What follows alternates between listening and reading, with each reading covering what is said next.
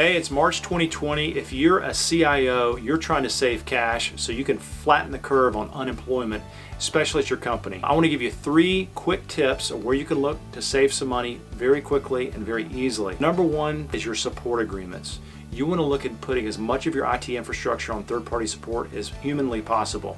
Third-party support is an alternative to the OEM, and what you can do is put your network, server, storage, and backup infrastructure on this support for an agreement as long as 36 months to as short as a month.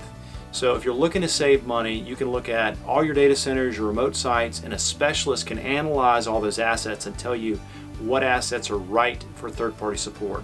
The second thing you can do is if you have to buy any equipment, you can analyze that bill of materials with a specialist who can look at the secondary market and see what options are available. The secondary market is typically used, new in box, overstock, and return items.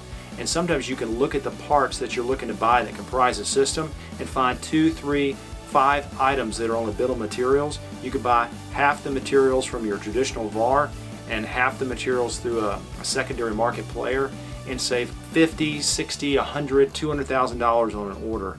A simple GBIC can save you $500 a GBIC. If you're buying 200 of them, it really adds up. The third thing you can do is extend the life of your IT infrastructure. A lot of people are looking to replace infrastructure right now. The only reason you replace infrastructure is you need more performance, more capacity, or more functionality. If you don't need the functionality, you just need performance or capacity, you can add trays of drives, CPUs, memory, components, line cards, and just extend the life of that and couple that with a third-party maintenance agreement. If you don't have an expert who can help you navigate these waters, we can. My name is Reed. I own a company called Reliant Technology, and I've got a team of specialists that you can hook up with through a link below.